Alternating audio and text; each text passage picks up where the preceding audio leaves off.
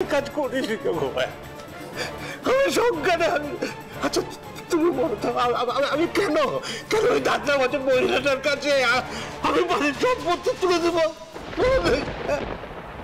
কেন আমি নিজের ভাই কুড়োল মারবো? আমি কাজ করি, নিজের পায়ে কুড়ুল মেরে চুকে মারোনি আমি জানি না, তবে খাল কেটে কুমির তুমি এনেছো, তাই তোমার এই চোখের জল না আমার কুম্ভীরাস্ত্র বলে মনে হচ্ছে।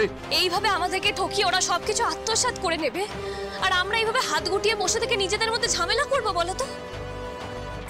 কি করবে পুতুল? দাদান তো এই দলিলে সই করে সবকিছু শেষ করে দিয়েছে। দাদান যা করেছেন তা না জেনে করেছেন, কিন্তু দাদানকে দিয়ে যারা এই কাজ করিয়েছে এবার তাদের উচিত শিক্ষা দেওয়ার সময় এসে গেছে। এই বাড়ি থেকে যদি কাউকে যেতেই হয় তাহলে ওই মহিলা যাবে, আমরা নয়। কিন্তু সেটা কি করে সম্ভব? অঞ্জলি তো আইনি কাগজপত্র দেখিয়ে শাসিয়ে গেল। মাঠান, যে মেঘ বেশি গর্জায় সেই মেঘে কিন্তু বেশি বৃষ্টি হয় না। আমিও দেখব কাল সকালে এই বাড়ি কাকে ছাড়তে হয়, আমাদেরকে নাকি ওই মহিলাকে।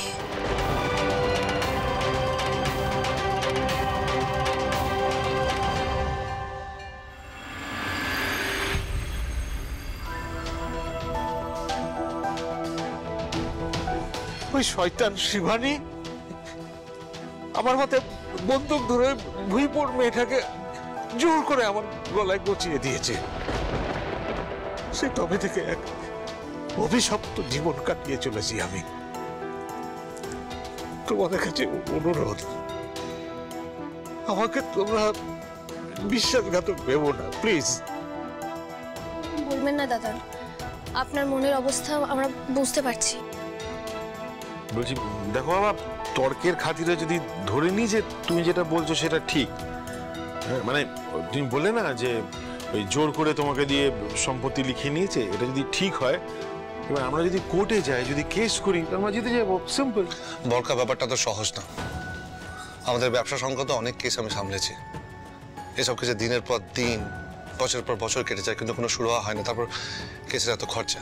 না খরচা ঠিক আছে, মানছি খরচা, কিন্তু এই তো আমরা বেশ কয়েকজন আছি, আমরা কুড়িয়ে বেড়িয়ে খরচা তো আমরা সামাল দিয়ে দেবো, তাই না? আচ্ছা আচ্ছা মা, তুমি কি বলো?